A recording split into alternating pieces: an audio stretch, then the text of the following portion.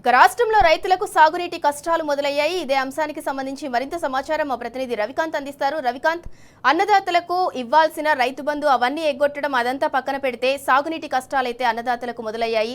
ఆ పంటంతా కూడా వాళ్ళు పశువులకు మేతగా వేసే పరిస్థితి మళ్ళీ రాష్ట్రంలో దాపురించింది. దానికి సంబంధించి పూర్తి డీటెయిల్స్ ఏంటి?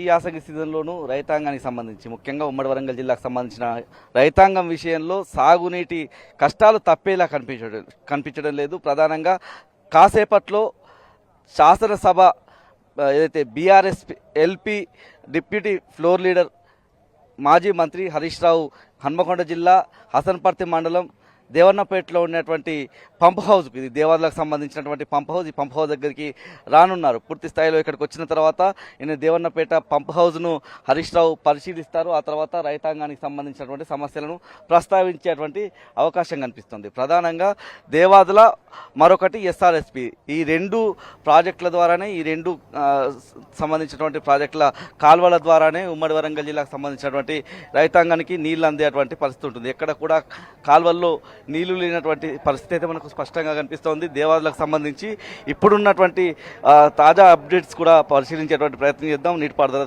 శాఖ ద్వారా అందినటువంటి సమాచారం మేరకు ప్రస్తుతానికి దేవాదుల ఇంటేక్లో 1.35 టీఎంసీల నీళ్లు ఉన్నట్టుగా అధికారుల ద్వారా అయితే మనకు సమాచారం అవుతుంది. మరోవైపు 13,000 క్యూసెక్ల ఇంట్లో వస్తుంది.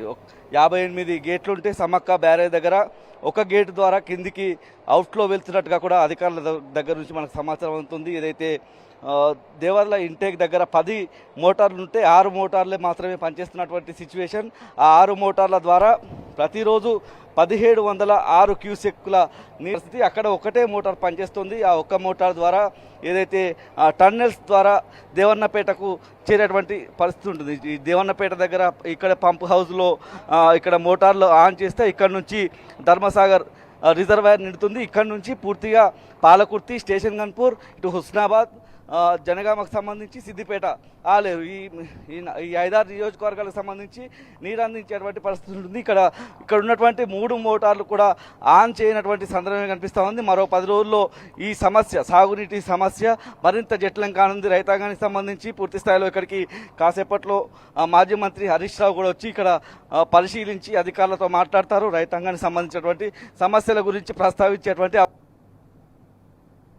సీజన్లో చూసాము. అంతకుముందు యాసంగి సీజన్లో కూడా కాంగ్రెస్ ప్రభుత్వం అధికారంలోకి వచ్చిన తర్వాత 2 యాసంగి సీజన్లలో కూడా రైతాంగం తీవ్రమైనటువంటి సాగునీటి ఇబ్బందులు ఎదుర్కొన్నటువంటి పరిస్థితి. ముఖ్యంగా జనగామ జిల్లా అంటే ఒకప్పటి నుంచి కూడా పూర్తిగా ఈ జనగామ ప్రాంతం అంటే ఎగువ ప్రాంతంగా ఉంటుంది, కరువు పీడిత ప్రాంతంగా ఉండేటువంటి పరిస్థితి ఉంటుంది. వర్షాధార పంటలు తప్ప ఈ యాసంగి సీజన్లో, వేసవి కాలంలో వచ్చేటువంటి పంటకు సంబంధించి పంటలు పండించేటువంటి ఆస్కారమే ఉండేది కాదు.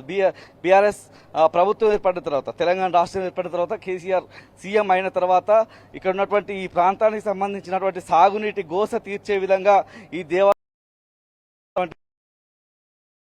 పూర్తి స్థాయిలో ఈ ప్రాజెక్టుకు సంబంధించినటువంటి పనులు చేయడం ద్వారా, దేవాదుల రిజర్వాయర్ నింపడం ద్వారా, ఇక్కడ నుంచి కాలువల ద్వారా, పైప్ లైన్ల ద్వారా పూర్తి స్థాయిలో నీళ్లు అందించడం, ఈ ప్రాంతం సుభిక్షంగా మారినటువంటి పరిస్థితి. వ్యవసాయానికి సంబంధించి దేశంలోనే ఒక ఆదర్శవంతమైన ప్రాంతంగా జనగామ నిలిచినటువంటి పరిస్థితి. ఒక కరువు పీడిత ప్రాంతంగా ఉండేటువంటి జనగామ ప్రాంతం తెలంగాణ రాష్ట్రం ఏర్పడిన తర్వాత పూర్తి స్థాయిలో ఒక సుభిక్షంగా పంటలు పండినటువంటి సందర్భాన్ని దేశం చూసింది.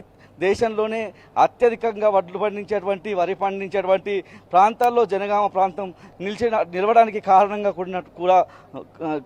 కూడా మారింది. దానికి ప్రధానంగా దేవాదుల ప్రాజెక్టు కూడా చెప్పాల్సిన సందర్భం కనిపిస్తోంది. పూర్తి స్థాయిలో దేవాదుల ప్రాజెక్టు దగ్గరికి కాసేపట్లో మాజీ మంత్రి హరీష్ రావు కూడా చేరుకొని ఇక్కడ రైతాంగానికి సంబంధించినటువంటి అంశాలు అనేకం మాట్లాడేటువంటి అవకాశం కనిపిస్తుంది. గత యాసంగి సీజన్లో స్పష్టంగా చూసాము. జనగామ, పాలకుర్తి, స్టేషన్ గన్పూర్కి సంబంధించినటువంటి చాలా ప్రాంతాల్లో రైతాంగం తమ పంట పొలాలను ఏదైతే పశువులకు వదిలేసినటువంటి సందర్భం కనిపించింది. ఈ సంవత్సరం కూడా అవే దాఖలాలు మాత్రం ముఖ్యంగా కనిపిస్తూ ఉన్నాయి. ఇప్పటివరకు దేవాదులకు సంబంధించినటువంటి సాగునీటి ప్రణాళికల విషయంలో జిల్లా యంత్రాంగం ఇప్పటివరకు ఒక సమీక్ష నిర్వహించింది లేదు. జిల్లా ఇన్ఛార్జి మంత్రిగా ఉన్నటువంటి పొంగులేటి శ్రీనివాసరెడ్డి కావచ్చు, అదేవిధంగా జిల్లాలో ఇద్దరు మంత్రులు ఉంటారు.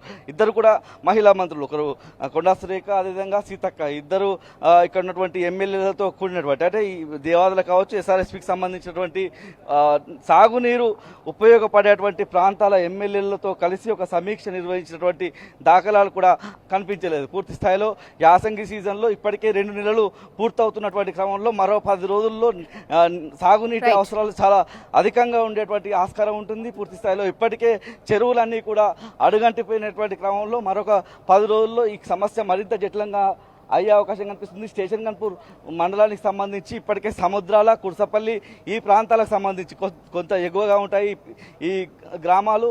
అక్కడ ఇప్పటికే సాగునీరు అందక పంటలు ఎండిపోయేటువంటి దాఖలాలు కూడా కనిపిస్తున్నాయి. Right, thank you Ravikanth.